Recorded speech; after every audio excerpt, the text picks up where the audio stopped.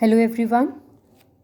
In today's video, I'll give you a summary and analysis of the poem in memory of W.B. Yeats. William Butler Yeats died in winter. The brooks were frozen, airports were all but empty, and statues were covered in snow. The thermometer, the barometer, and other instruments told us that the day he died was a dark, cold day. While nature followed its course elsewhere, mourners kept his poems alive without letting the poet's death interfere. Yet, for Yeats himself, mind and body failed, leaving no one to appreciate his life but his admirers. He lives through his poetry, scattered among cities and unfamiliar readers and critics, who modify his life and poetry through their own understandings. While the rest of civilization moves on, a few thousand will remember the day of his death as special. Yeats is also addressed or called as silly, like us, like common human beings, like common Irish people. It was Mad Ireland that caused Yeats the suffering he turned into poetry. Poetry survives and gives voice to survival in a space of isolation. The poet asked the earth to receive Yeats as an honored guest. The body, emptied of its poetry, lies there. Meanwhile, the dogs of Europe bark and humans continue their intellectual disgrace.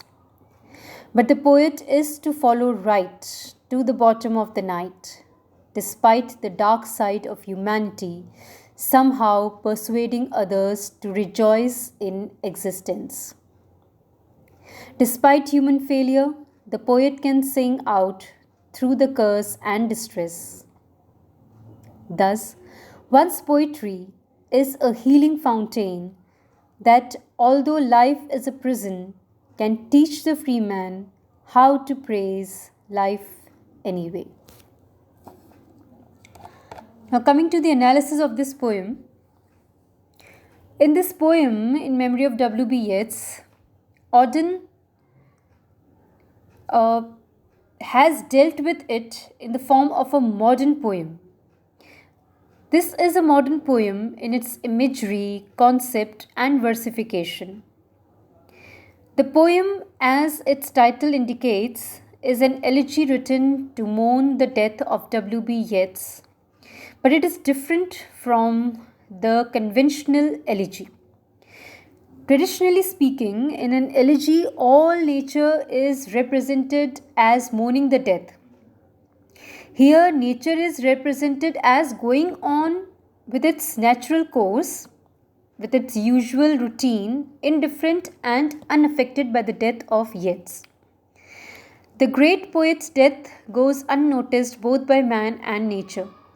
Human life goes on as usual, and so does nature. In the traditional elegy, the dead is glorified and his death is said to be a great loss for mankind at large. But Auden does not glorify Yeats. He goes to the extent of calling him silly, and further that his poetry could make nothing happen. Ireland has her madness and her weather still. Thus, Auden reverses the traditional elegiac values and treats them ironically. Although apparently the poem is an elegy, Auden reverses and departs from the known traditions of elegy. He does not idealize Yeats as a poet or sentimentalize his fate. He proceeds to embody certain general reflections on the art of a poet and the place of poetry in the flux of events which constitute human history. So the death of Yeats remains at the focus of the poem only to support the peripheral reflections in the poem. Auden begins this ode with an archetypal image cluster that links winter and death. The setting is desolate and filled with winter, death, and negative words, which often are linked by alliteration of the sound.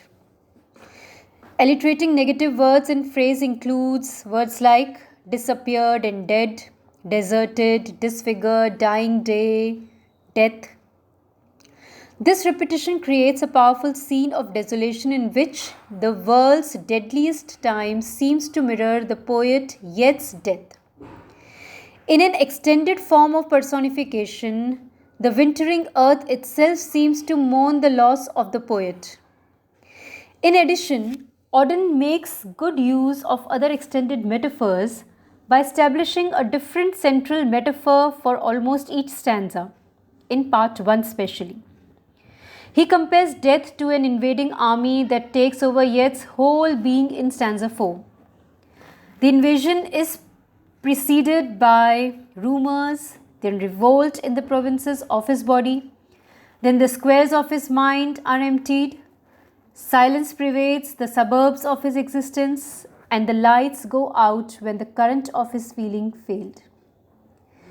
Auden uses a cluster of geographic terms like provinces, squares, and suburbs to illustrate the personal world of Yeats being shut down.